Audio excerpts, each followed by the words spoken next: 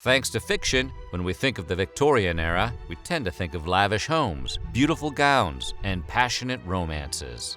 But as we all know, the truth is often stranger than fiction. Smellier, too.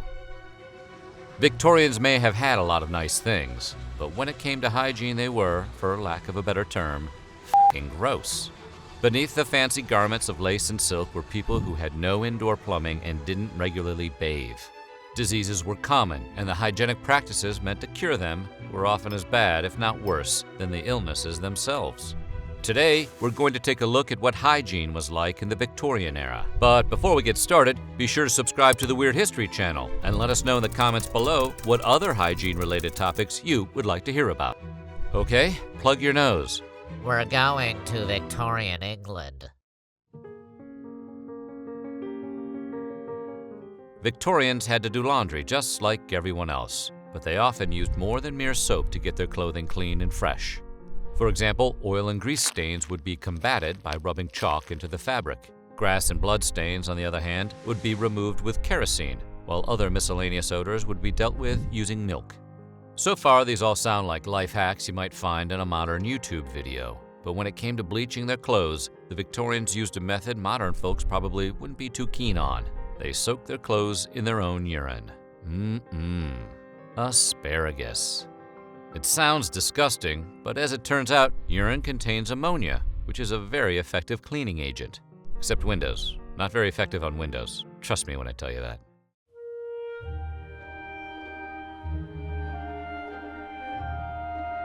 Toothbrushes and toothpaste existed at the time and were available to the Victorians, but typically only the middle and upper classes. Most working-class folks had to get a little bit more creative. Toothpaste, for example, could be made at home using common ingredients that include things like chalk, soot, or even powdered cuttlefish. Toothbrushes of the era typically had wooden handles, harsh bristles, and weren't terribly comfortable to use. Despite this, they were relatively expensive, and those who couldn't afford them had to find alternate ways to clean their teeth. One common method was the use of celery, which was believed to be abrasive enough to clean one's teeth while being chewed. It was better than nothing, but as you probably guessed, it wasn't a medically ideal way to keep one's chompers looking good. Nonetheless, you'd want to do your best to protect your teeth because the dental care available at the time was, to be kind, utterly terrifying. Many areas didn't even have dentists, which meant if you needed oral care, you would probably have to go to your local barber or blacksmith.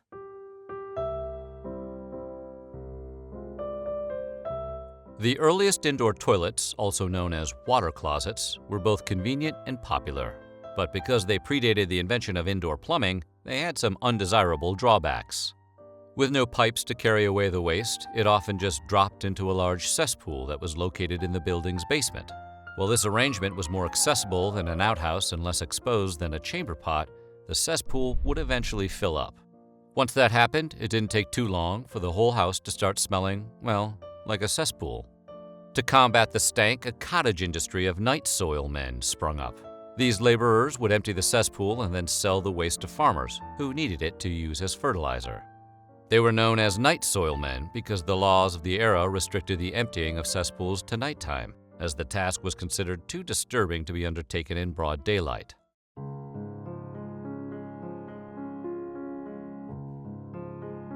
You would think something as simple as how to take a bath would be pretty intuitive to most people. You sit in water and wash yourself. But in Victorian times, that wasn't common knowledge. In fact, as regular or at least semi-regular bathing came into fashion, Victorians were besieged by publishers selling books that taught the uninitiated what to expect from a bath. Much of this guidance, though, was non-scientific. For example, one such book advised the curious and unwashed among Victorian society to avoid bathing within 4 hours of eating a large meal. This rule still exists today, though it's usually applied to swimming after meals rather than bathing. Another tip one might find in these books was to avoid washing their face when they traveled, unless they had the means to first purify the water with ammonia or alcohol. So-called Russian baths, which consisted of washing the face with extremely hot and then extremely cold water, were advised for those who were worried about preventing wrinkles.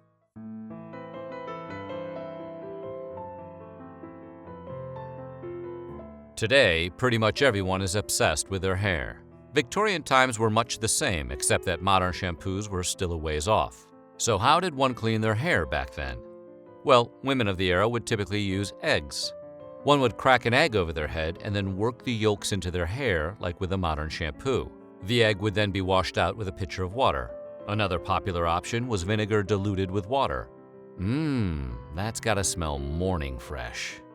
Eggs and vinegar weren't the only cooking-related items that made for a popular pre-shampoo hair cleaner. Rum, black tea, and rosemary were all considered normal and effective for hair washing.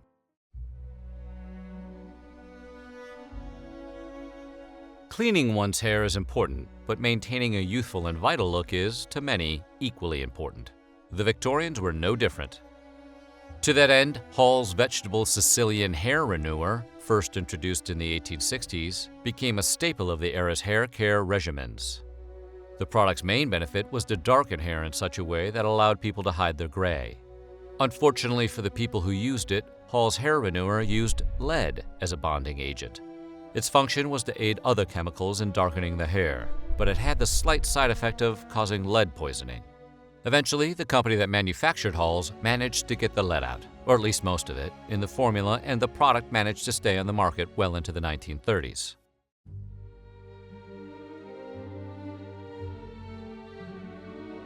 Most people don't like a bad smell, but in Victorian times, bad smells were considered more than just unpleasant. They were believed to be downright dangerous. The idea that various conditions, including cholera and chlamydia, were spread through pollutants in the unclean air was called the miasma theory, or night air, and it dated back to antiquity. Victorians put a lot of stock in the miasma theory and blamed the poor health endemic in London's impoverished districts on wicked smells that floated through the streets. Even Florence Nightingale, one of the most famous nurses in history, believed it and thought that clean air would restore health to sick patients. While there was a connection between the bad smells and poor health, it wasn't the causative one Victorians believed. Turns out, the poor sanitation that was normal in industrial areas of the time was independently causing both the bad smells and many of the diseases.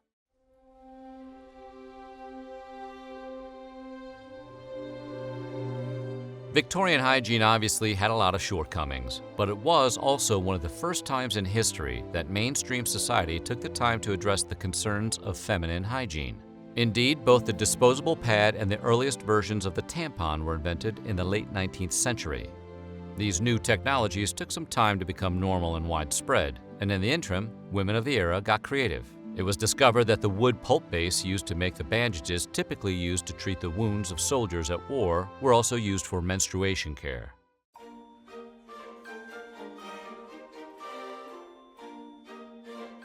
Ask anyone who lives in New York, London, or Hong Kong, and they'll tell you that in the heat of the summer, big cities, even modern ones, can develop a noxious smell.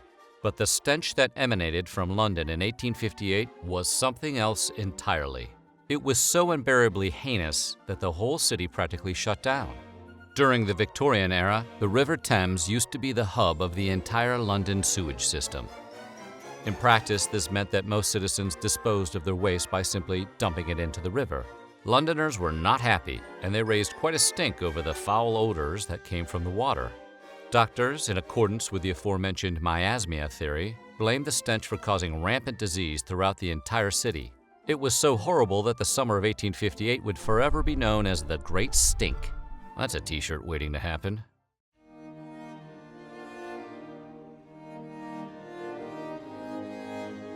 From bad smells to evil spirits, many strange things were blamed for causing diseases in the past. Among the strangest, though, had to be the Victorian era theory that tuberculosis and its spread was attributable to women's clothing. Doctors of the era theorized that long skirts dragging along the street were picking up the disease, and women who wore them were unwittingly bringing sickness into their home and spreading it to their families. The theory didn't stop at dresses, though. Doctors of the time also believed that the tight corsets women wore were also responsible for tuberculosis on account of the fact that they constricted the lungs. As such, doctors trying to stop the spread of the disease were prone to prescribing looser corsets and shorter skirts. Very fashionable.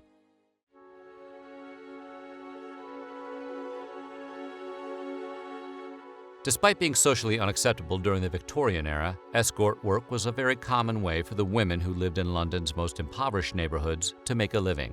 Sexually transmitted diseases were extremely common at the time, and without regular access to contraceptives, Sex workers often transmitted those STDs to their clients.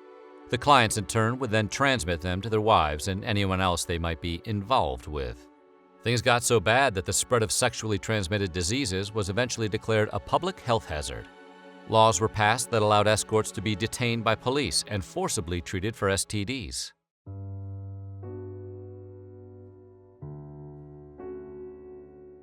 Though it wouldn't be widely marketed until 1914, the mouthwash we know as Listerine was invented by Dr. Jordan Lawrence and chemist-turned-entrepreneur Jordan Wheat Lambert in 1879. Victorians were slowly beginning to accept notions of modern hygiene, so Lambert first tried marketing his concoction as a medical antiseptic. For whatever reason, the product was overlooked and failed to turn a profit for its creators.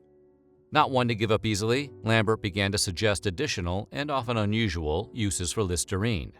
Before he finally hit on selling it as a mouthwash, he tried marketing it as everything from a floor cleaner to a cure for dandruff and gonorrhea. The Victorian era saw the advent of numerous political reforms, social changes, and the world's first industrial revolution. However, the Victorians had some other, stranger customs whose common observance died out long ago.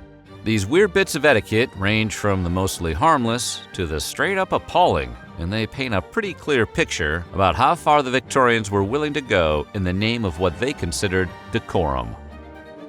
Today, we're going to take a look at the weirdest bits of Victorian etiquette you won't believe people actually observed.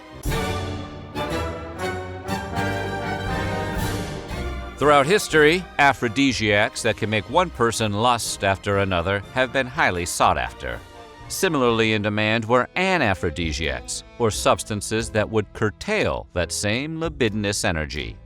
And in the 19th century, cornflakes, or more specifically, Kellogg's brand cornflakes, were considered a must-eat item for those looking to suppress their natural, horniness. What seems like the oddest marketing choice in history, John Harvey Kellogg himself described the famously wholesome breakfast cereal as a healthy, ready-to-eat, anti-masturbatory morning meal. With that established in the public mind, it became good form for well-bred gentlemen to be seen consuming it. Seriously, we are not making this up. This bizarre state of events was premised on the then popular understanding that lascivious foods bred lascivious habits. If I know you, and I think I do, you're probably eager to find out which foods they considered the lascivious ones.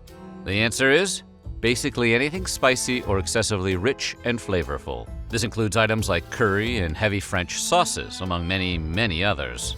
Anyway, Kellogg probably wasn't the guy to be going to for advice on these matters.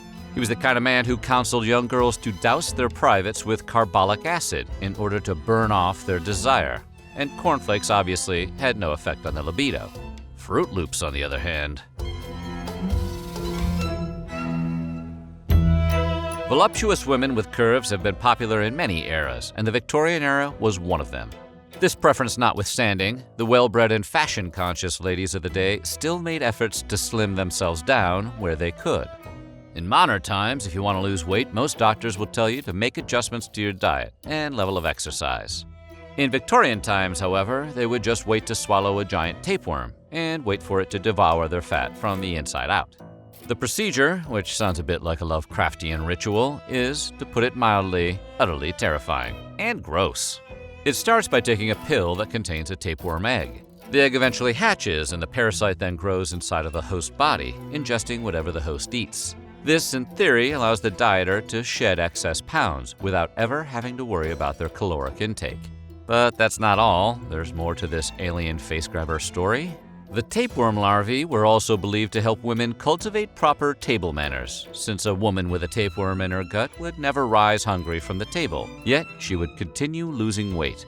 Weight loss and free etiquette lessons, and all for the low, low price of implanting a living parasite in your intestines. It sounds like a deal. In Victorian times, as much as in modern ones, everyone loved a beautiful smile. But while modern folks enhanced their pearly whites through advanced dental care, Victorians would simply find a dead person with nice teeth and then harvest them from the cadaver. Why let a good smile go to waste, right? These secondhand chompers often looked quite good, but they weren't without their drawbacks, especially when they came from questionable donors, which was often the case. Teeth might be taken from exhumed bodies, executed prisoners, dentist patients, and even sometimes from animals. This meant they were often rotten, worn down, or caked with syphilis. Young, healthy teeth could also be acquired by pillaging them from bodies left behind on battlefields. And we think veterans' care is lacking today. Nobody dreams of being trapped in a loveless marriage where listless, passionless sex is the norm. But in Victorian times, they thought there was more at stake than mere emotional unhappiness. It was actually believed that any sex that wasn't founded in true love would produce ugly, spiritless offspring. Those who wanted good-looking, energetic kids were warned not to have sex that was faintly or drowsily performed. So much for the bar scene. It was also thought that making love on a flight of stairs was a bad idea because, according to the Daily Mail, a child that was begat upon a set of stairs is most likely to be born with a crooked back and given in no small way to the fault of staring. So conceive on the stairs and your child will have a staring problem. I see what you're saying, but they're homonyms, people. They mean totally different things. Those are two different stairs. Once again, we are not making this stuff up. Anyway, the sum total of Victorian wisdom on the topic basically states that if you want good-looking kids who aren't great at staring contests, you should crush it on a flat surface. Modern folks try to keep a youthful appearance with a variety of cosmetic products. But in Victorian times, you only really needed one: a piece of raw animal flesh tied to your face. Yeah, folks back then believed that the youthful essence of the raw meat would infiltrate their own bodies through the skin. And there were numerous applications. For example, wrinkles that resulted from the use of harsh, freckle-eliminating methods, like steeping one's skin in carbolic acid, could be counteracted by sleeping with raw steak on one's face or by smearing any animal fat on the skin: sheep's fat, veal, or lard. Sexy. Well-bred ladies of the era always aimed to have snow-white complexions, since tans were a sign that one labored outside, like a peasant. If it took a sacrificial lamb, or any other sacrificial farm animal, to maintain that whiteness, it was considered a small price to pay. Mourning has long been associated with wearing the color black, but for fashion-conscious women in Victorian times, it was also associated with shearing off a lock of your dead husband's hair to wear as a piece of jewelry. The initial stages of mourning actually called for nothing but heavy black veils and shrouds, but one could eventually graduate into wearing sentimental keepsakes. It was so popular that hair jewelry eventually transitioned into an everyday accessory. Wreaths made from the hair of a dead person were considered objects of mourning, whereas wreaths made from the hair of multiple people were thought of more like sentimental family trees, like a Leatherface family Christmas. This tradition, which many still find romantic and fairly poignant, has echoes in the contemporary trend of having oneself tattooed with ink that has been mixed with the ashes of a loved one. While many believe that so-called respectable women in the Victorian era eschewed the use of cosmetics, the truth is actually more complex. In fact, those women were merely cutting corners by discreetly ingesting their beauty regimens. In fact, in the late 19th century, it wasn't uncommon to see advertisements in U.S. newspapers for all sorts of ingestible beauty products. According to National Geographic, this included tins of wafers that, if eaten, promised to remove freckles, pimples, and other facial marks. These products contained poisonous arsenic, but the companies never tried to hide it. In fact, the words arsenic complexion wafers were typically printed right on the packaging. Eating the arsenic wafer did give one a fashionable, if deadly, pallor, but the long-term effects included things like skin discoloration, rotten teeth, and hair loss. The bottom line is that while vampire chic is always a cool look, killing yourself for it may not be the healthiest approach.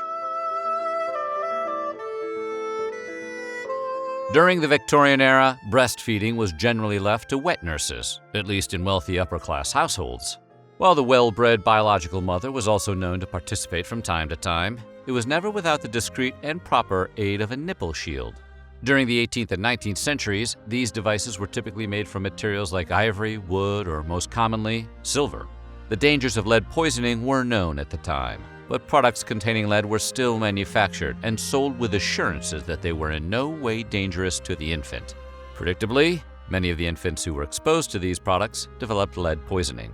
Advertisements for nipple shields could be bizarre and whimsical. Take, for example, the phrasing from an 1892 advertisement, which claims that their shields were easy to wear, holding on like limpets.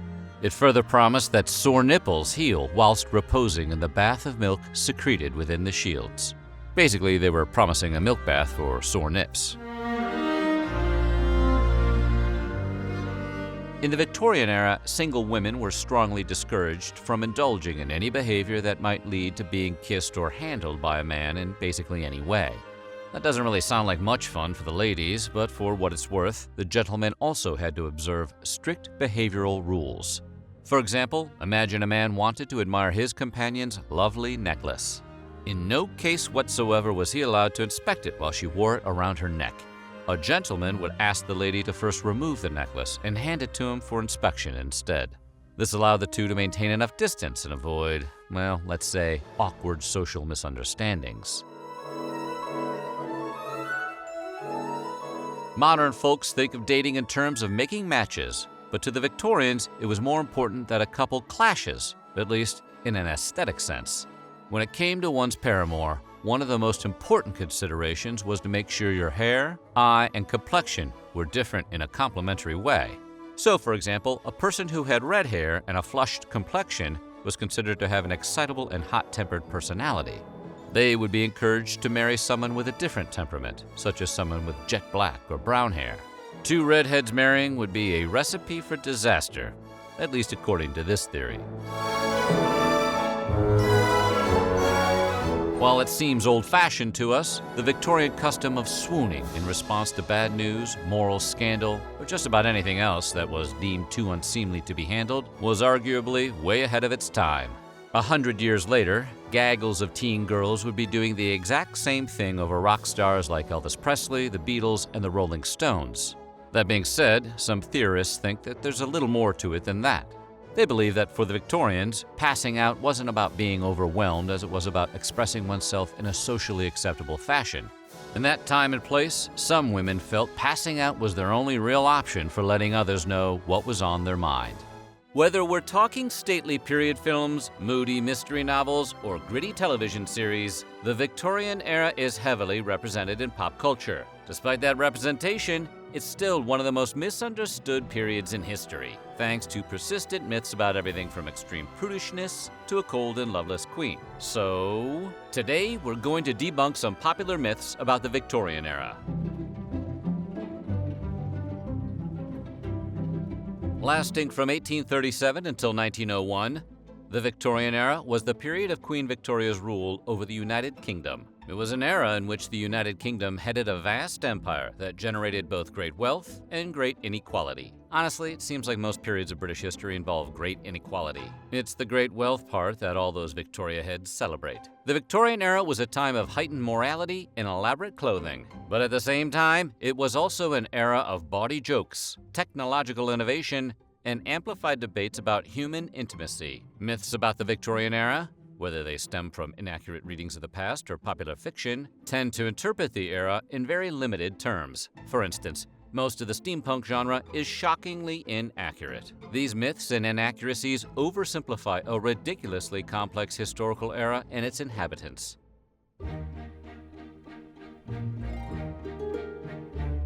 Back in the 1980s, Cyndi Lauper taught the world that girls just want to have fun. But she wasn't apparently thinking of Queen Victoria. Victoria was known to be dour, humorless, and sexless. In other words, a real drag. About as far from a party girl as anyone can be, at least according to the myths. In truth, Queen Victoria dearly loved her husband, Prince Albert. Her diary even details her wedding night with great enthusiasm. In fact, their union was so passionate that Victoria bore 9 children over the course of their 21-year marriage. Not only did she seem to enjoy physical intimacy, but she also apparently had quite the sense of humor. Her grandmother even described her as a comical, precocious clown. So why the myth? Well, the popular image of Queen Victoria as being stern and morose most likely stems from her later years. When her beloved Albert passed unexpectedly in 1861, she was consumed by grief and mourned for him the rest of her days, wearing only black clothing until her passing 40 years later. So in a sense, the myth has it backwards. She wasn't passionless,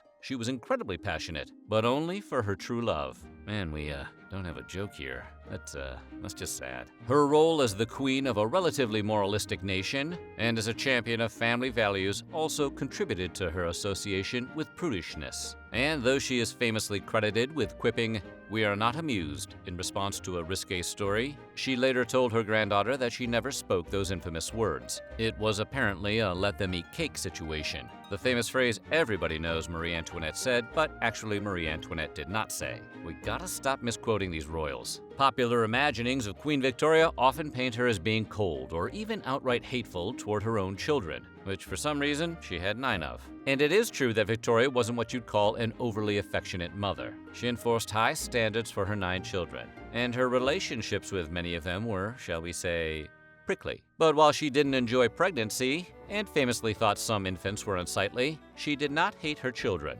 Rather, she actually found much joy in them. So why do we think she hated her children? Well, Queen Victoria was forthright about the difficulties of raising kids, and the fact that her children's decisions sometimes disappointed her. A feeling that probably every parent can relate to at some level. She is also thought to have suffered from postnatal depression, which would explain her less than enthusiastic attitude toward pregnancy. Moreover, like many mothers of the upper classes in the 19th century, Victoria outsourced childcare and relied on nurses and governesses to raise her offspring. Her supposed lack of affection for her children is more related to assumptions about motherhood than her actual recorded feelings. Although she did have 9 kids. One of them must have been her favorite.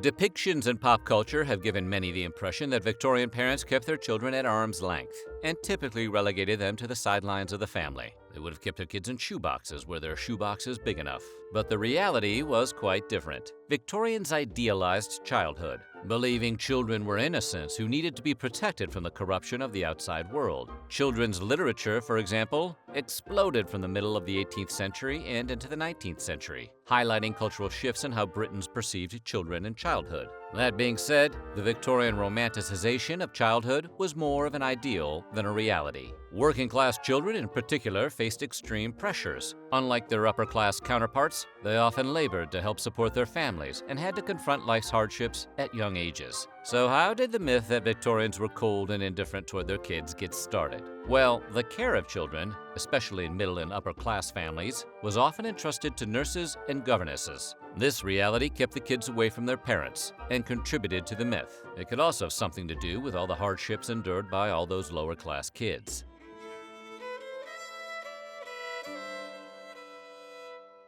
Judging by most movies and television shows set in the Victorian era, everyone in England at the time was white and looked vaguely like Keira Knightley. But in reality, the United Kingdom had been racially diverse for centuries. Rome relied on soldiers from across its vast empire to staff forts and outposts in Britannia. And many of those soldiers were not Caucasian. People from around the world continued to come to the British Isles during the Victorian era, either willingly or unwillingly.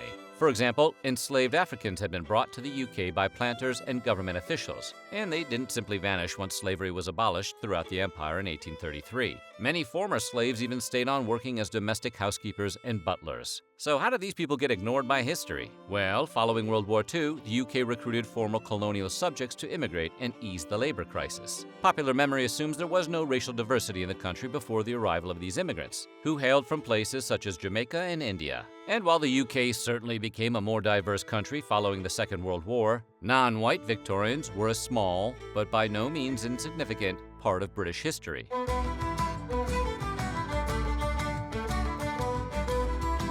From reading the works of Charles Dickens and Sir Arthur Conan Doyle, one would probably think that Victorian-era England had an opium den on every corner. Heck, even Sherlock Holmes was known to frequent them. He really knew how to kick back.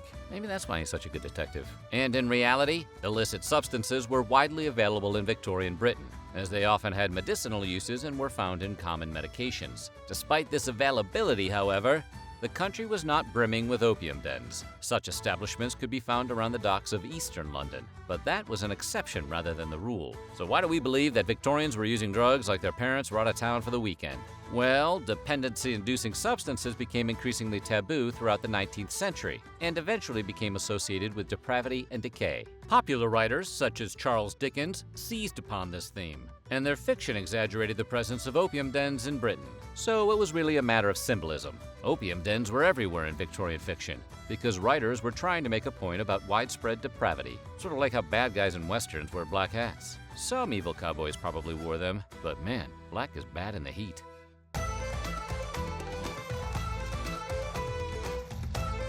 As we previously mentioned, Prince Albert was Queen Victoria's dearly beloved husband. Although she was the queen, he was seen as the moral center both in the royal family and in the nation, with a personally held belief in strong family values. He was also, through no fault of his own, named Albert. That's a real hurdle to overcome. However, a Prince Albert is also the name given to an elaborate male genital piercing.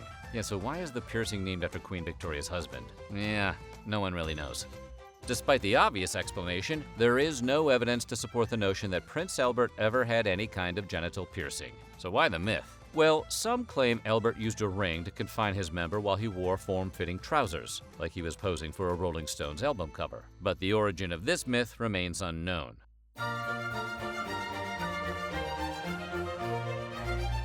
Popular fiction makes it seem like women of the Victorian era were all prim housewives and dutiful daughters who lived their lives in the domestic sphere, busily gunning to be a main character in the next Bronte sisters novel. The truth, however, is that Victorian women were heavily involved in the public sphere. Sure, women lacked many rights in the Victorian era, such as the right to vote, and they were legally subordinate to men. But women in the working classes supported themselves and their families, often through factory labor. Even middle-class and upper-class women did not always live within the confines of their home. Victorian women engaged in philanthropy, served as missionaries, published books, pursued scientific and technological advancements, and petitioned for their own political voice. So why do we think otherwise? Well, while it is true that gender roles were explicit in the Victorian era, these were perceived ideals rather than reflections of reality. The Angel in the House, a poem published in the middle of the 19th century, emphasized the idea that women were domestic beings. This so-called ideal of the housebound woman eventually wrought real-world implications. Many men and women used the model to justify women's exclusion from official forms of public life. Hey, it's hard to argue with "you can't vote because of the poem I like." Entire societies have been founded on that kind of logic.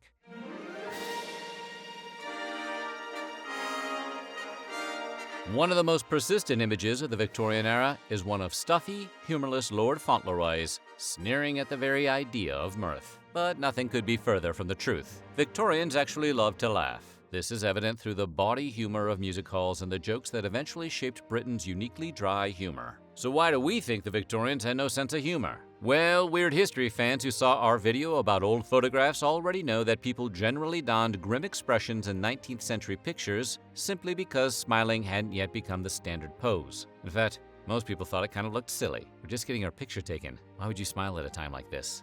It's not fun. Scholars still haven't reached a consensus for the reasoning behind this custom. But several explanations persist, such as early cameras' relatively lengthy exposure time, or the belief that professional photographers sought to imitate the formal oil painting portraits of the previous century. Whatever the reason, the dour expressions in these old photos convinced modern viewers who didn't understand the context that the Victorians simply didn't smile or laugh.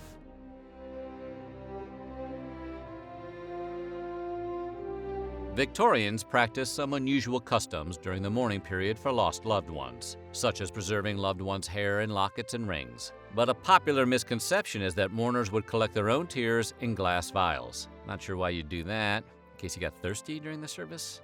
In any event, tear collection was not a common practice in the Victorian era. So why do people think it was? Well, the discovery of small glass bottles in graves and tombs has persisted for centuries, going all the way back to the Greeks. The growing market for funerary objects has imagined these items as tear catchers, which added to their mystique and therefore their saleability. But the truth is, these bottles likely contained oils or perfumes rather than tears. Because in addition to being a final resting place for one's earthly remains, graves tend to be kind of smelly. Might as well throw a little brute in that hole to freshen things up.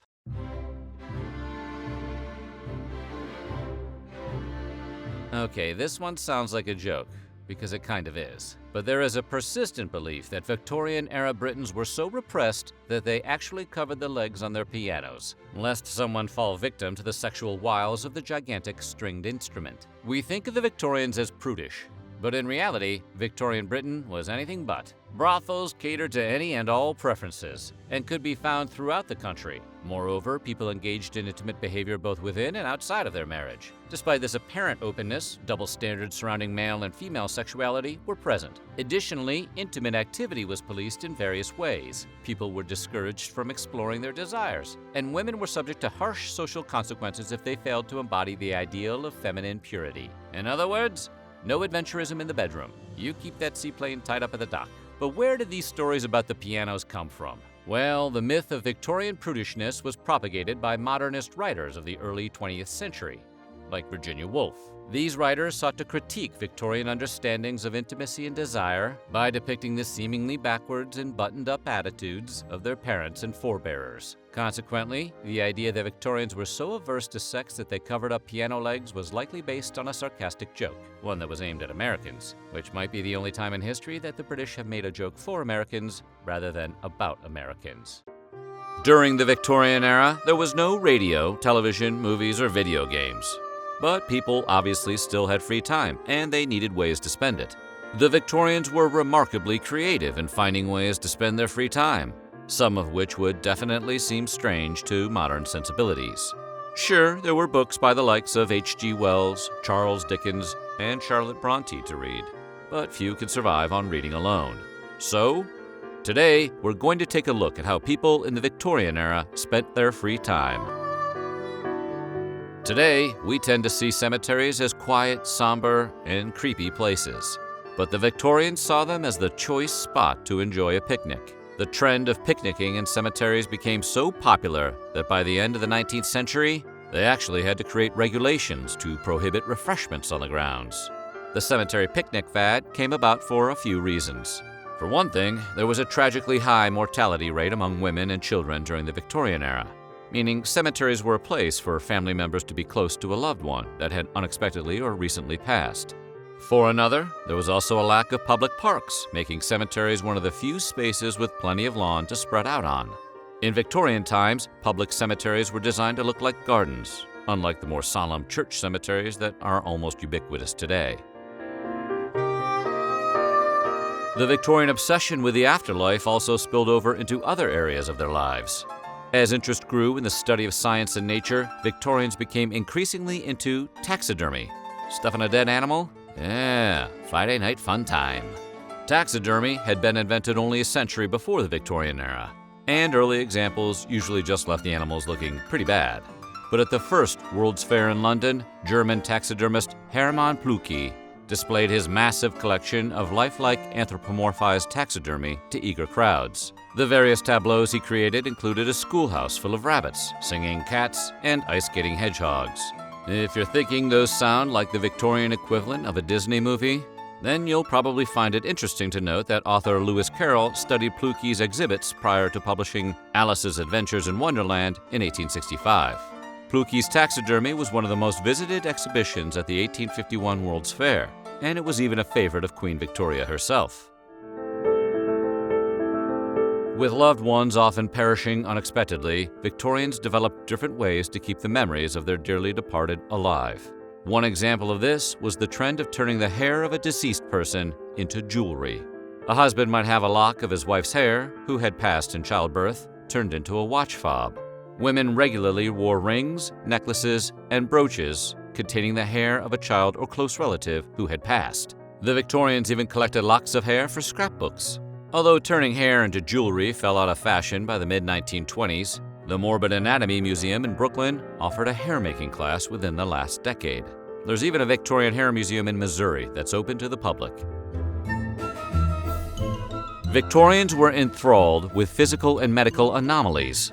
While freak shows had existed since the 1600s, the industry grew in the mid-19th century and spawned stars with outlandish names like Jojo the Dog-Faced Boy and Alice Bounds. P.T. Barnum was perhaps the most successful at commercializing the freak show. He blew the whole thing up by crafting elaborate, typically exaggerated stories about the stars in his show. Despite the strong class distinctions of the Victorian era, people from all walks of life attended freak shows as a form of entertainment. One of the most famous freak show stars, General Tom Thumb, even performed for Queen Victoria and Abraham Lincoln. However, the demand for these shows drastically declined after the Victorian era. Journalists broke countless stories about the mistreatment of freak show performers, and the public moved on to other forms of entertainment. Family outings in the 21st century typically involve trips to places like the beach or Cedar Point. But for Victorians, nothing beat a morgue when it came to sheer entertainment. Spurred on by newspaper accounts that graphically described unidentified cadavers and obsessed with the great beyond, people would rush to the morgue to view them. The Paris morgue was particularly popular throughout the Victorian era and one of the city's greatest tourist attractions at the time. The building was designed to accommodate large groups of people in order to quickly identify cadavers, which resulted in hordes of people gathering to view them. When a child's remains were discovered in Paris with just a bruise on her hand, over 150,000 people came to view her after the story was sensationalized by local papers. In some way, this trend can be seen as an early version of the true crime entertainment genre that seemingly everybody in America is currently watching on Netflix or a podcast they're listening to. The Victorians were the first, and they were definitely into some dark subject matter. Keeping on the dark theme, despite the grandeur of the Victorian era, everyday life was often consumed by disease and death. Without modern medicine, a woman could easily perish in childbirth, and a child could succumb to illnesses like scarlet fever and rubella. Some children passed at such a young age that they never even had their photograph taken. At least, not while they were alive. For these reasons, death photography became popular as a way to hold on to the memory of a loved one taken too soon. In some cases, the person would be photographed lying in bed so that they appeared to be sleeping. Some photographers even went as far as to paint eyes onto the deceased eyelids to make them appear awake. In the case of a young child's passing, the parents often took a family portrait that included the child and their living siblings. As it became cheaper and more accessible to take photographs, and as medical care improved, the art of postmortem photography was left behind. Many such photos still exist, and you can find them with an internet search, though we advise caution if you're easily creeped out. As if these Victorians didn't consume the macabre enough, early in the Victorian era, spiritualism became a popular movement for those dealing with the grief of departed family members. As you might expect, this led to an increasing number of people claiming to be mediums who could help the living communicate directly with the departed through seances. Spiritualism was embraced by the upper class, including prominent members of society, such as Queen Victoria, Mary Todd Lincoln, and Sir Arthur Conan Doyle. During seances, mediums would go into trances and even appear to levitate while communicating with the spirits. Participants would also witness furniture moving and hear phantom rappings, which are the alleged sounds of ghosts banging on things and not the spirits of dead hip-hop stars dropping rhymes. Perhaps the most famous spiritualists of the time were the Fox sisters. When they were adolescents, Maggie and Katie Fox claimed to contact the spirit of a man who had died in their home in upstate New York. After going to live with their older sister, Leah, the three Foxes all showed psychic abilities and began touring the country as mediums. The sisters were incredibly successful until Maggie publicly confessed that their seances were a hoax. She demonstrated to an audience how she could make phantom rappings with her toes, knuckles, and other joints. She also said that the atmosphere created during seances caused many people to experience things that did not actually exist. While Maggie later recanted her statement, it was a permanent stain on the spiritualist movement. Victorians were limited in the types of entertainment available to them, and most of it was pretty creepy. But they were as eager to escape the turmoil of daily life as many people today. To help give themselves that feeling of freedom, many enjoyed dressing in costume and posing in vignettes for friends and family. Derived from tableau vivant, or living picture, these vignettes would depict famous works of art or events in history. If the family had money, they would pay to have the vignette professionally photographed. As technology advanced, vignettes could be recorded and then played back using a series of slides, music, and live narration. They were essentially the precursor to motion pictures. Vignettes gave the Victorians a place to express their creative sides, as well as embrace their love of art, history, and fairy tales. It's kind of like cosplay before Comic-Con. The Victorians combined their interest in science and art through the creation of miniature artworks known as diatom arrangements that were invisible to the unaided eye. Diatoms are microscopic pieces of algae that can be arranged on glass slides in an endless variety of intricate geometric patterns. Diatom art pieces had to be magnified in order to be appreciated, as they could easily fit inside the period at the end of this sentence. Due to the time and expertise needed to create these strange pieces of art, they were generally only owned by members of the upper class, who had an interest in the naturalist movement. Other variations of diatom art included microscopic arrangements of butterfly and insect scales. Despite the very public way that Victorians dealt with passing on, they were still Victorians, so they were extremely reserved about showing emotions. In many cases, especially in romantic endeavors, Victorians used flowers as an elaborate way to send messages of affection, disdain, and even danger. The practice grew so popular that books were published on the language of flowers, so people would know the right flower to send depending on the occasion or message. A red rose signified romantic desire, while yellow roses were given or worn as a sign of friendship. Mix up the two, and you could have an awkward situation on your hands. We've all been there. If a man gave a woman a red rose, she could then respond by sending back a yellow carnation to indicate she was not interested in the suitor. Or, for some reason, straw to indicate mutual feelings. Flowers also held significant meaning outside of courtship. For example, rosemary was given in remembrance of a loved one, while rhododendrons were sent to warn of impending danger. Wealthy Victorians loved to bring the natural world into their homes, though perhaps in less than natural ways. Scrapbooking was a common hobby for women who spent much of their times indoors, and some used seaweed as a focal point in the scrapbook. Apparently, the rich greens and reds of the seaweed could be quite striking, and it became a popular trend. It's reported that even Queen Victoria had her own seaweed scrapbook during childhood. In some cases, seaweed was displayed on top of a decorative lace doily, but some women went as far as writing their name in seaweed on the front page of their scrapbook. Someone might even write a poem from the seaweed's perspective. TV, movies, and pop culture have a serious thing for the Victorian era. There's just something about the time frame that captures our collective imaginations. The Victorian age saw Britain's first experiences with heavy industry, significant scientific breakthroughs, and a ton of classic literature. It's no surprise that many of us are fascinated by this time. But it wasn't all industrial revolutions and new scientific ideas. Some rather peculiar Victorian fashion trends took Britain by storm. Today, we're looking at the sartorial history of the billowing Victorian skirts, known as crinolines. A crinoline is a stiff or structured petticoat designed to hold out a woman's skirt. For Victorian women, crinolines were the height of fashion. But they were also kind of dangerous. Like 1970s upholstered furniture, everything about crinolines screamed fire hazard. They were layered with highly flammable materials like bobinette, cotton muslin, gauze, and tarlatan. On top of that, the dresses were huge, and being exposed to a single spark could ignite such a fashion Hindenburg.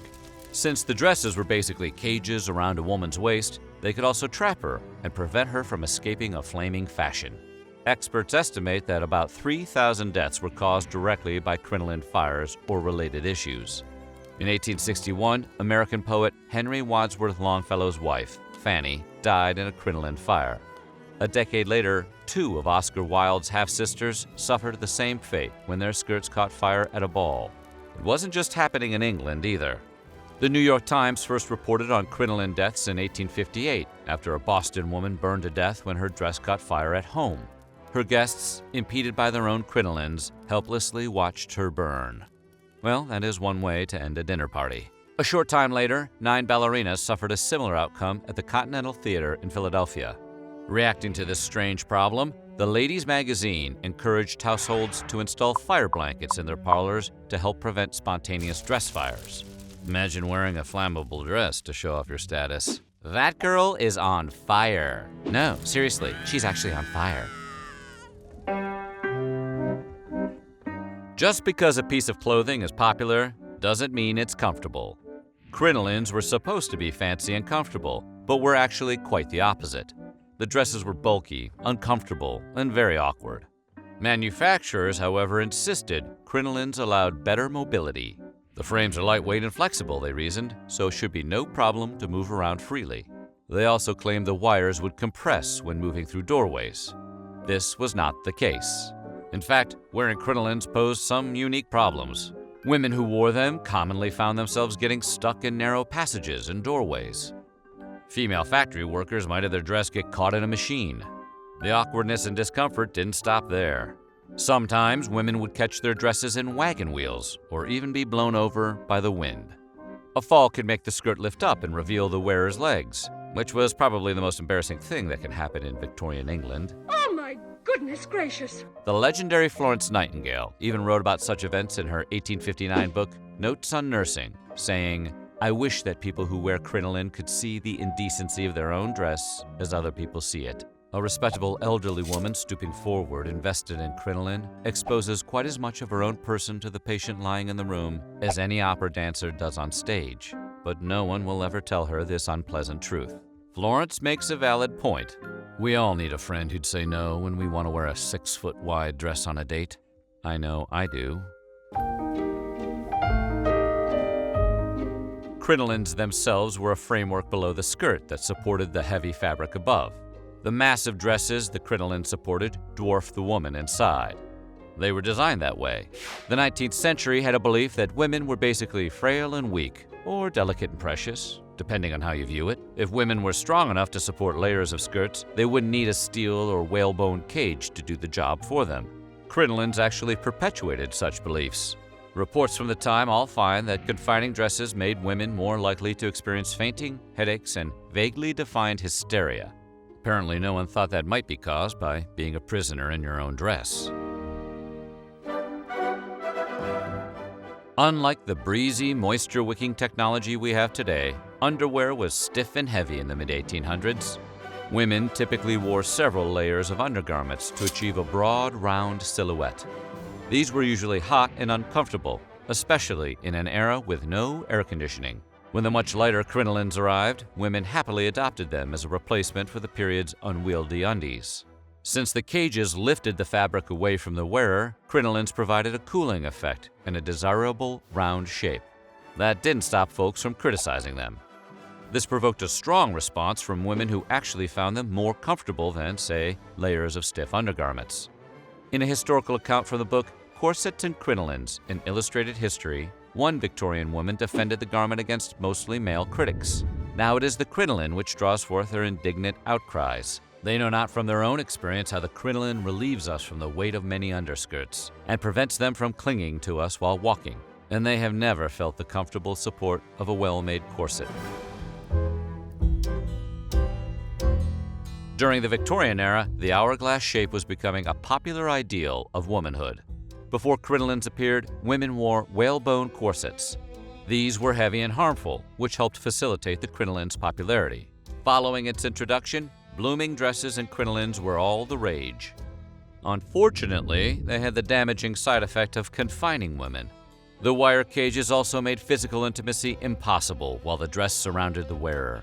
The bulk and size of the skirts further limited a woman's physical activities. Historian Gail Fisher later asserted the dresses seemed to emphasize femininity and female powerlessness.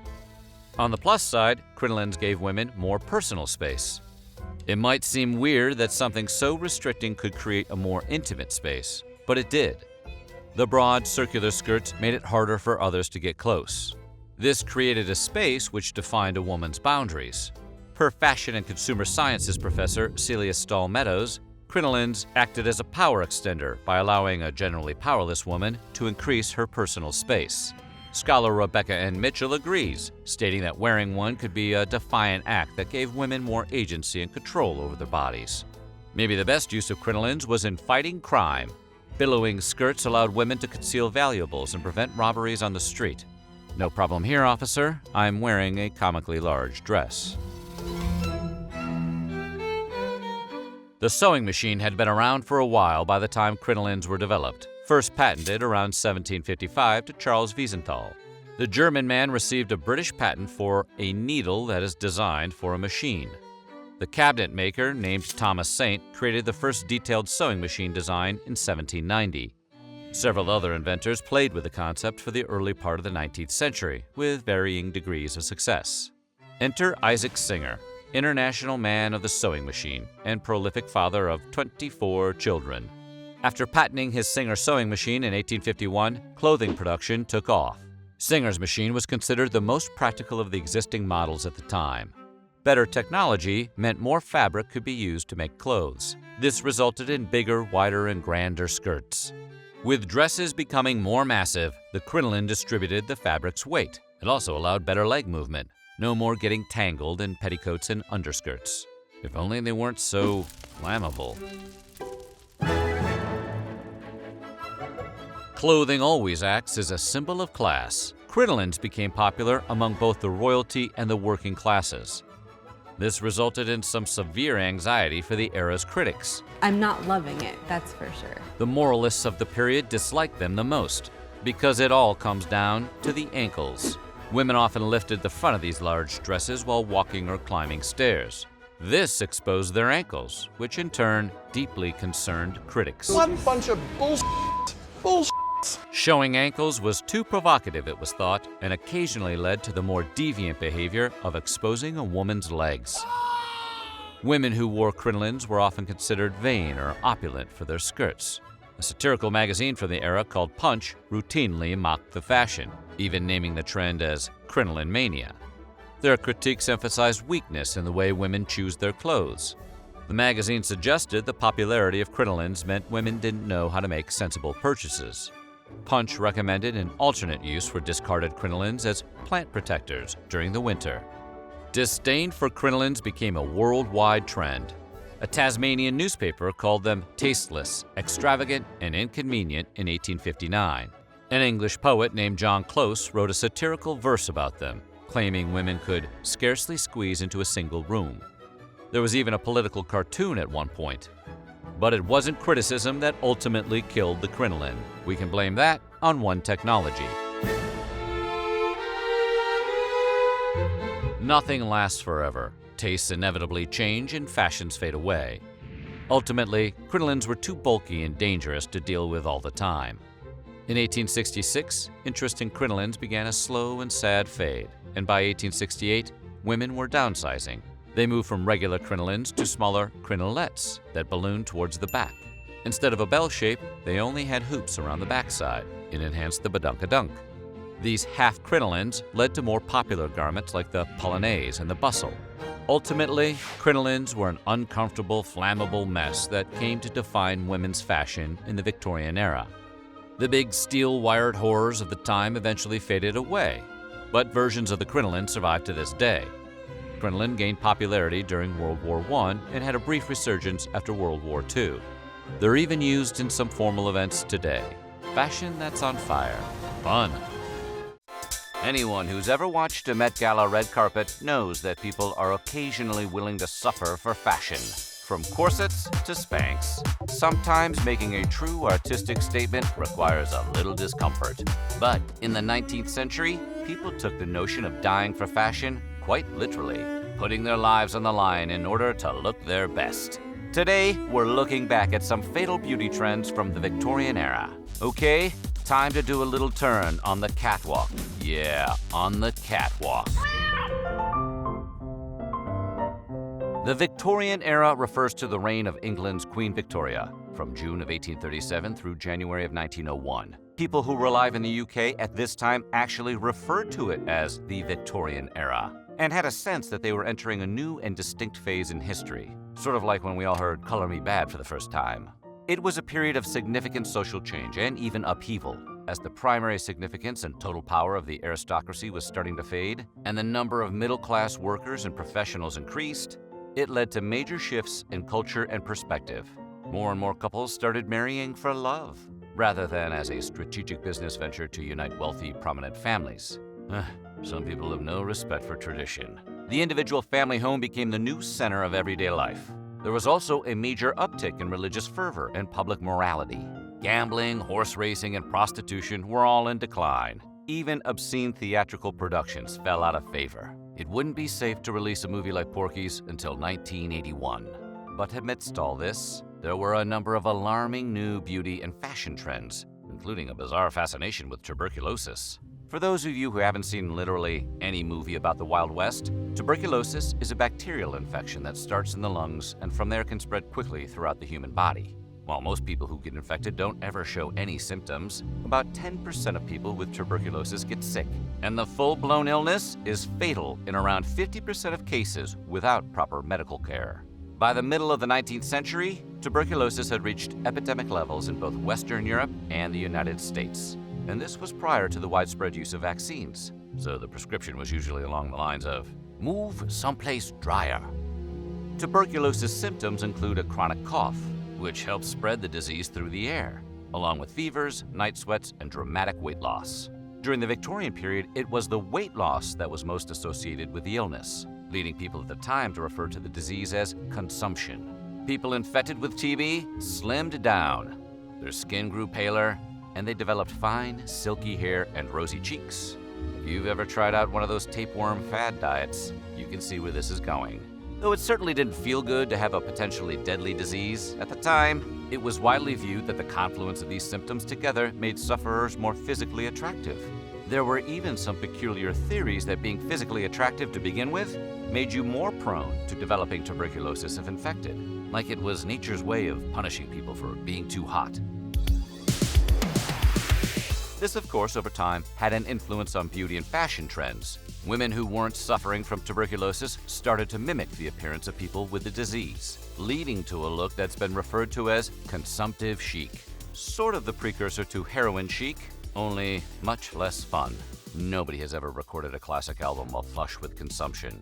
The trend reached its height in the mid-19th century and included fashionable pointed corsets and large skirts that showcased and emphasized a woman's low, thin waist. Many women also wore makeup to lighten their skin, redden their lips, and make their cheeks appear pinker, in the style of a tuberculosis sufferer.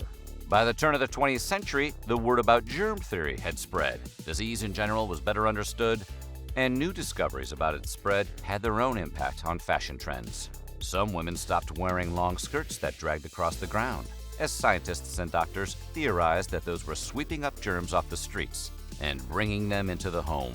Some men also shaved their elaborate, full facial hair after it was suggested that it could provide a breeding ground for germs and illnesses.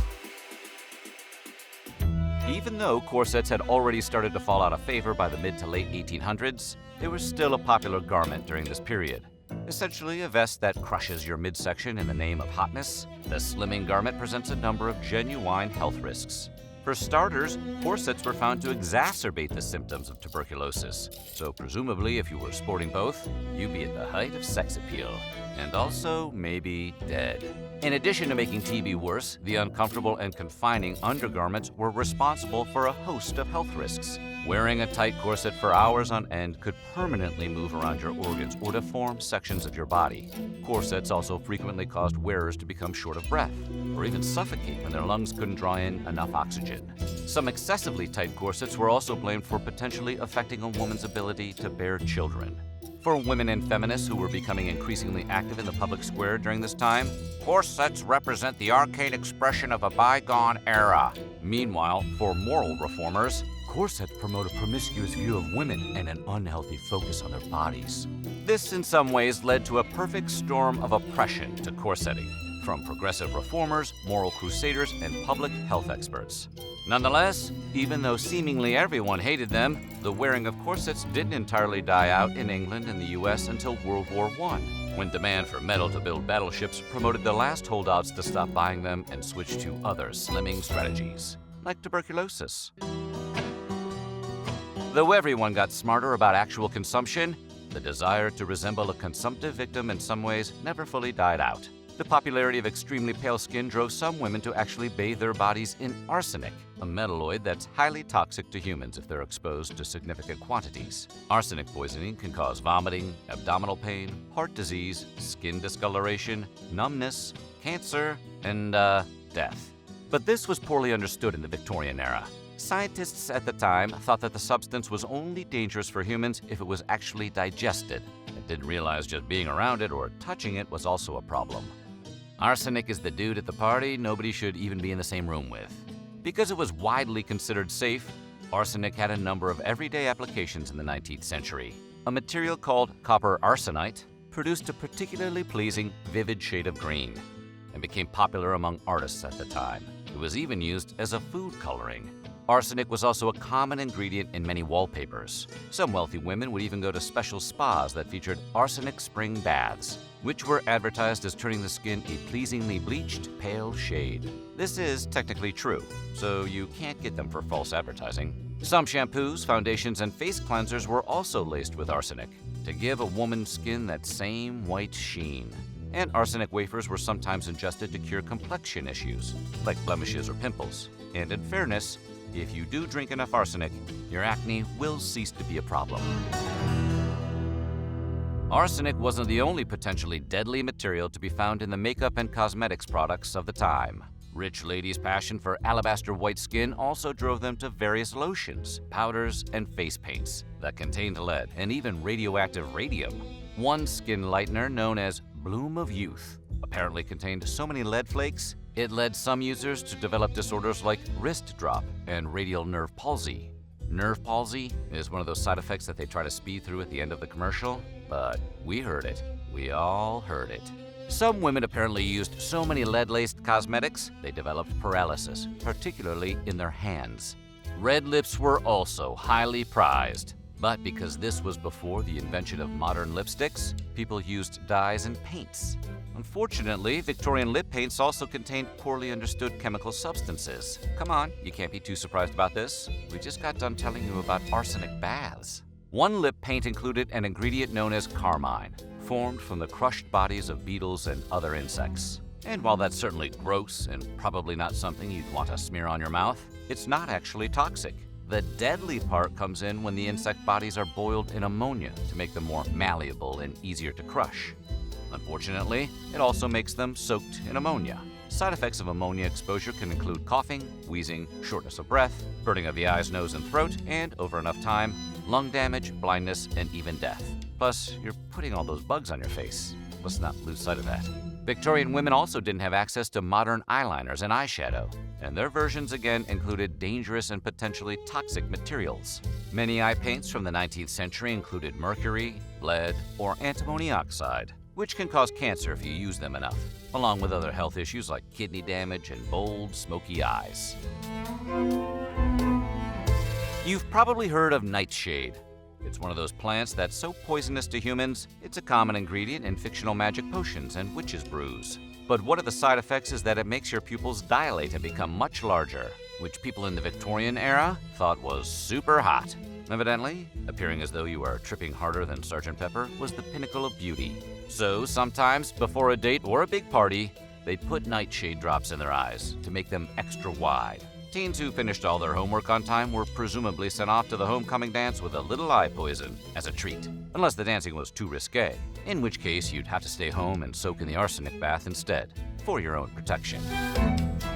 Named after Queen Victoria, who reigned in the United Kingdom from 1837 until she passed in 1901, the Victorian era was a period filled with shifting trends, attitudes, and innovations. Food itself was part of these changes, and the Victorians displayed resourcefulness and creativity in the dishes they prepared. Victorian Britons were a diverse bunch with eclectic tastes and habits, and the food they consumed often reflected their disparate sensibilities. Today, we're going to take a look at what people ate to survive in Victorian England. Among other things, Victorians were enthusiastic horticulturalists, and they loved to tinker with and create their own varieties of fruits and vegetables. One of the most successful fruits to emerge in the late Victorian period was the Royal Sovereign strawberry. Developed by Thomas Laxton in 1892, it was luscious and tasty. Botanists of the 19th century were on something of a quest to develop a strawberry that was as large as the American variety, but as sweet as the European variety. And Laxton's creation scored on both counts. His Royal Sovereign strawberry was such a hit that Country Life Illustrated declared in 1899 that it was one of the finest strawberries ever raised.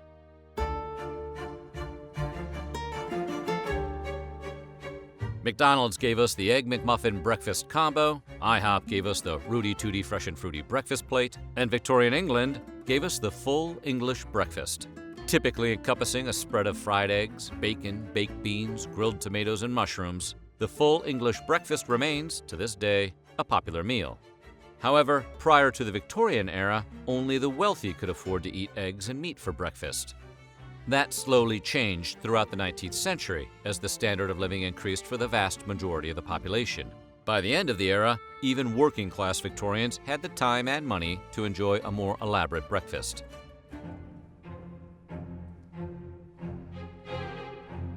It may be hard to believe now, but one of the most popular beverages of the Victorian era was beer.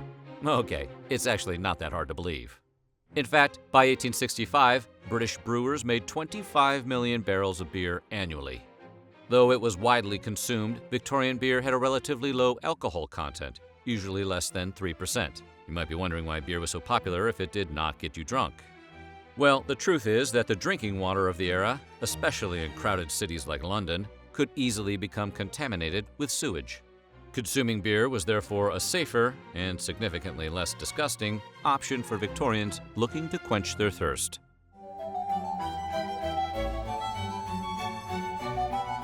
Since the climate in the UK made growing sugar pretty much impossible, it had to be imported.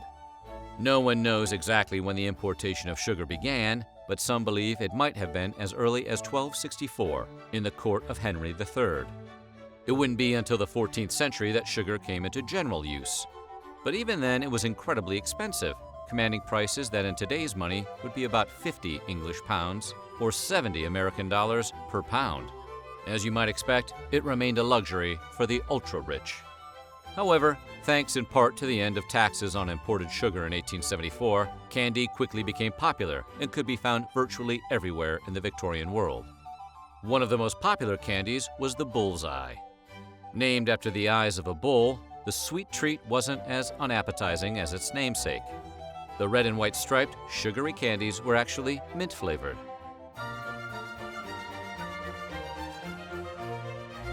The 19th century saw the birth of what is arguably the most popular breakfast item of all time: cereal. American entrepreneurs like Sylvester Graham developed breakfast cereals to provide healthy food to the masses. Some took it even further. John Kellogg, for example, developed cornflakes as a bland food to curb people's sexual impulses, because, apparently, he thought that was something people wanted. Processed breakfast cereal gained traction in mid-century America and continued to gain popularity over time. Anyone who's been to a grocery store recently could testify to that, as virtually every supermarket in existence today has an entire aisle devoted to products like Frosted Flakes, Cheerios, Honeycombs, and dozens of others. Britons, on the other hand, didn't really take to the stuff the way Americans did. Instead, British Victorians generally preferred to eat gruel, oats, and porridge. Once you've had Cap'n Crunch, you'll never go back. They wouldn't really start to enjoy prepared cereal until the beginning of the 20th century.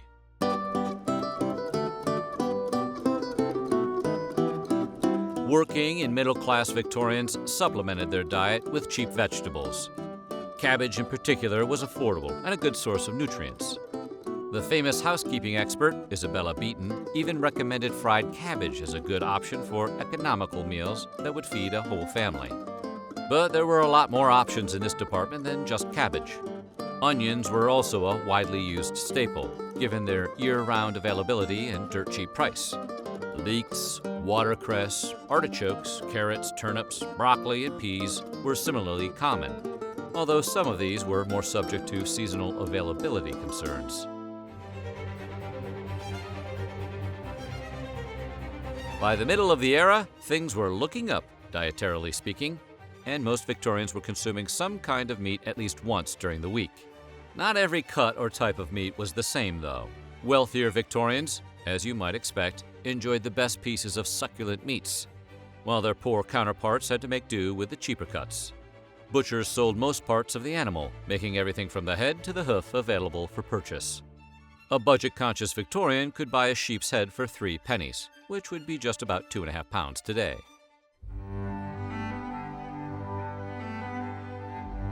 Civic rituals and festivals punctuated life in the Victorian era, and food always played a role in such festivities. No one made celebratory food better than the community of Denby Dale in West Yorkshire. To mark national occasions, bakers in the town were known to create giant meat and potato pies. Some of the events that warranted a giant pie were Napoleon's defeat at Waterloo in 1815, the repeal of Corn Laws in 1846, and the 50th anniversary of Queen Victoria's reign in 1887. In the year 2000, the University of Huddersfield School of Engineering baked the Millennium Pie, which, according to reports, measured 40 feet by 8 feet, held 2 tons of potatoes, a ton of onions, 5 tons of beef, and nearly 200 pints of John Smith's bitter.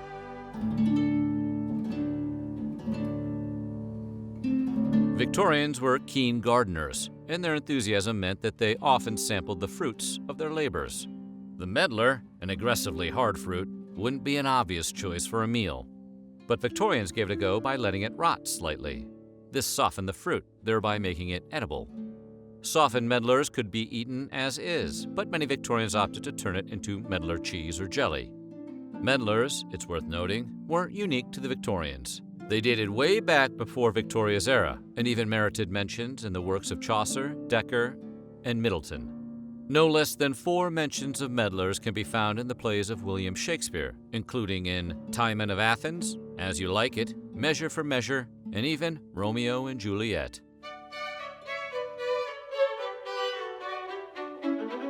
While it may sound strange to some in the modern era, bone marrow was a relatively popular treat in the Victorian era. Chefs and diners would use a tool called a marrow scoop to remove the yellow marrow from animal bones. And it was much sought after, since as a fatty, rich food, it gave Victorians savory calories.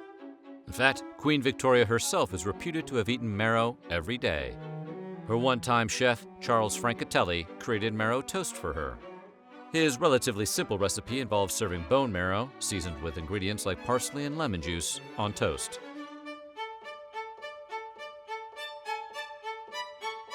Turtle soup was one of the most beloved dishes of the 18th and early 19th centuries on both sides of the Atlantic.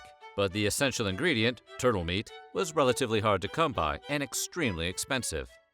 Enterprising Victorian cooks thus made up their own version of the popular soup.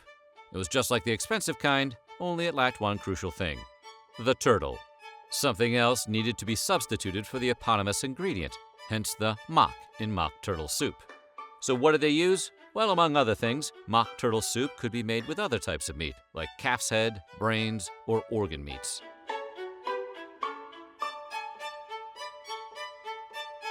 Oysters were part of the Victorian diet, but many working-class folks didn't always have access to fresh batches of them. So, as horrible as this might seem to people used to modern standards, they often had to weigh the risk of eating spoiled seafood. That being said, a much safer method of enjoying less than fresh seafood was by eating pickled oysters, which would keep longer. Street vendors even sold pickled oysters for the bargain price of 4 for a penny. Not a bad deal considering the only alternative for most folks was to eat rotten ones. When it came to food, Victorians were nothing if not efficient, and they generally used most parts of an animal once it was butchered. This frugality meant that items like calf's head were a relatively popular and affordable cut of meat among all classes. And why wouldn't it be? Calf's head was a surprisingly versatile ingredient and could be prepared in a number of ways. Some recipes called for boiling the head, while others explained how to roast it. That being said, preparing a calf's head could be labor-intensive and required the cook to remove the bones and skin. The brains and tongue, on the other hand, seldom went to waste.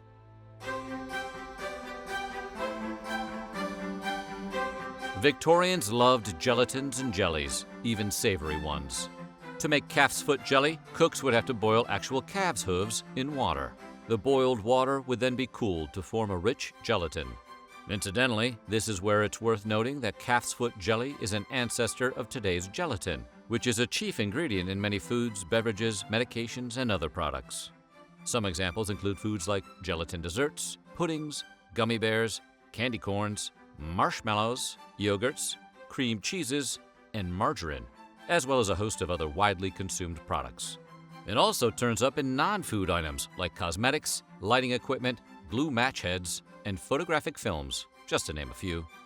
That's right, in case you didn't already know, gelatin, which is in all of those foods and products, is mostly made from animal parts.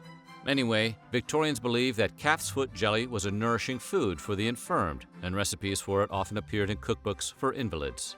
Modern science, for the record, verifies that gelatin may play some role in joint and brain function, as well as provide benefits to the skin and hair. But the jury is still out on exactly how useful it is in those departments. Dating in the Victorian era meant navigating a maze of modesty and prudence. Luckily, there was no shortage of etiquette books to advise men on how to be manly gentlemen, women on how to be proper ladies, and everyone on how to behave during courtship rituals. Deciphering the often bewildering social codes could be exhausting, but if you wanted to be a Victorian player, you had to know all this stuff. Today, we're going to take a look at what you had to do to hook up in the Victorian era. Okay, time to swipe right on some lessons in historical lovin'.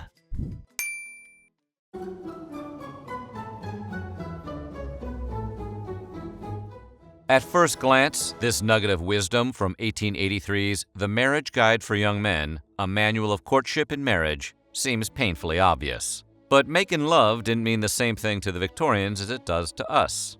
This isn't the 80s euphemism for having sex. Victorians would understand it to refer to a chaste courtship or process of wooing. This advice is really just saying, don't flirt with every lady you meet. That's why it appears in the guide under the heading, Do Not Carry Your Politeness Too Far. Men were further advised not to assume that every young woman is eager to fall in love with them, which honestly is still pretty decent dating advice. Instead, gentlemen are instructed to maintain a dignified reserve. Failure to do so risks belittling yourself in the eyes of sensible people and hurting your chances at the match you actually desire. In other words, if you want to get the girl, don't chase every woman you meet.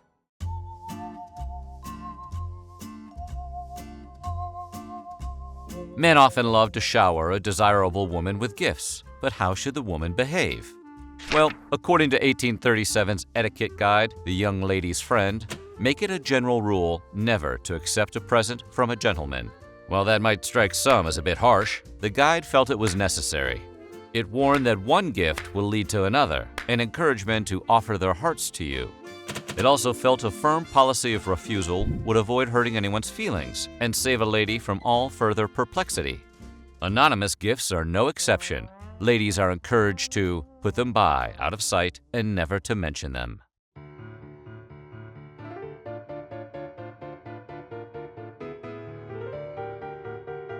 (1860s) The Handbook of Etiquette advises engaged men to show their fiancés constant attention and never flirt with another lady, whether his bride-to-be was around or not. This advice seems to hold up pretty well, but of course, there's a Victorian twist. The handbook also warns men to avoid, even with their fiancés, those marked attentions and endearments that would excite in strangers a smile of ridicule. In other words, no PDA. While this may seem a bit of a bummer, the handbook didn't expect people to behave like robots either. Engaged lovers may exchange portraits, presents, and locks of hair. No kissing, but feel free to exchange hair. Okay. While professional or official visits were okay, ladies were never supposed to call on gentlemen romantically. This much is made crystal clear in 1882's Decorum, a practical treatise on etiquette and dress of the best American society, which states it is not only ill-bred, but positively improper to do so. Men had a lot more freedom in this department. How much more? Well, the same book says gentlemen are permitted to call on married ladies at their own houses. That being said, there were still some rules the guys had to observe. For example, a man was never supposed to call on a married woman without the full knowledge and permission of her husband. Makes sense. After all, if you're going to hit on a man's wife, you should at least let him sign off on it.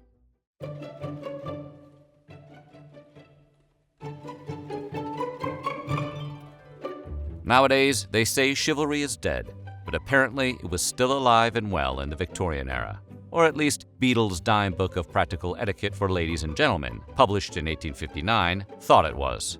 When it came to dealing with verbal attacks, the book expected a gentleman to be prepared to defend his lady. In cases where the lady is the one who started the trouble, a gentleman should be prepared to mediate or even beg for pardon on her behalf. Oof, that's a tough situation to navigate, and the book warns to not side too much with the other party, else you will show yourself in acting thus as ill-bred as he.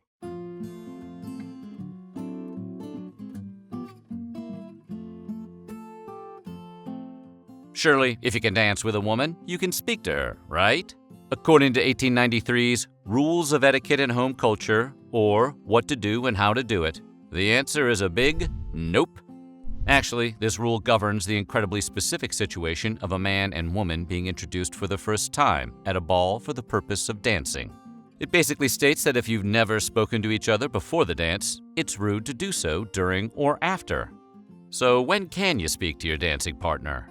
Only after the hostess has made an official introduction. Until that happens, the only way the couple can properly acknowledge each other is by lifting their hats in passing. A lifted hat. Grrr.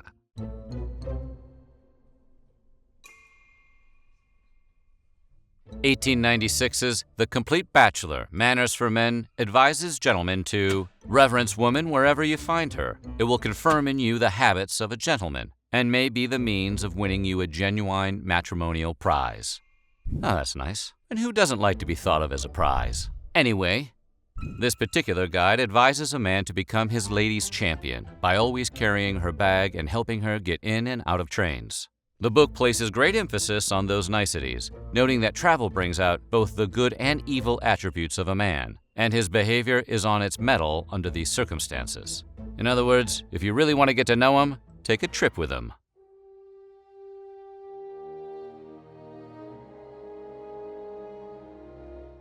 No gentleman should permit a lady, whom he likes but does not love, to mistake for 1 hour the nature and object of his intentions, says the Illustrated Manners book, a manual of good behavior and polite accomplishments, published in 1855. Women are allowed coquetry, but such behavior was frowned upon in men because it was perceived to be, well, womanly. As the book states, to allow an innocent girl to deceive herself, or, as is more commonly the case, to be deceived by the conversation of her companions into the idea that you are her lover, is ungentlemanly. See, you can't always trust your friends. If the man allows this, he's warned that such ungentlemanly behavior might have one of two consequences. First, he might wind up feeling compelled to marry the woman out of guilt that he got her hopes up. On the other hand, he might be disgraced, possibly whipped or shot. That's a steep price to pay for male coquetry.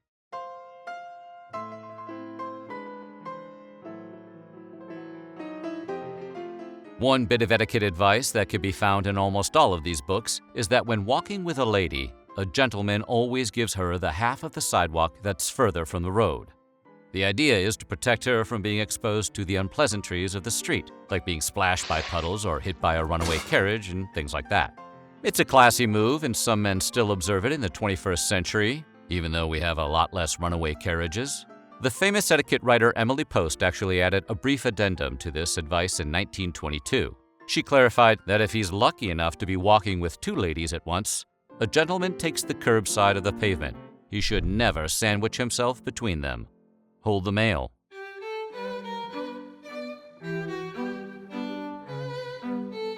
The Ladies and Gentlemen's Etiquette, a complete manual of the manners and dress of American society, was published in 1877. It warns that trying to make your significant other jealous is contemptible, and if the affections of the other are permanently lost by it, the offending party is only gaining his or her just deserts. In other words, if you toy with your lover's affections, you'll likely get what's coming to you. It's advice that's as sound now as it was then. In fact, the book's entire section of lovers' quarrels is quite the barn burner. It says that no man should assume a domineering attitude over his future wife, and if he does, she should get out of there before the wedding. A domineering lover will be certain to be more domineering as a husband, the book warns. Interestingly, it also says, neither should there be provocation to little quarrels for the foolish delight of reconciliation. Victorian translation, don't start fights just for the make-up sex.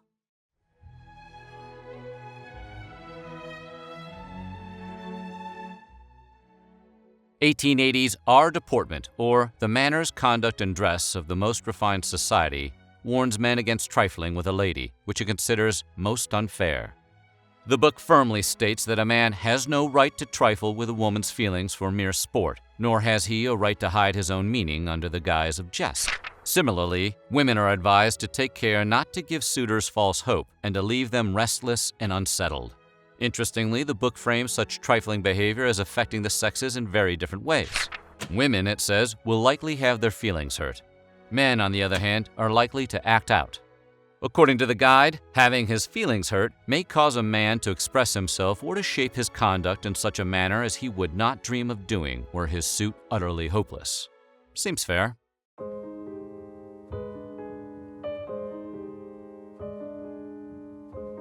The Great Secret, How to Elicit Love, is a section in Orson Squire Fowler's Creative and Sexual Sciences, published in 1870.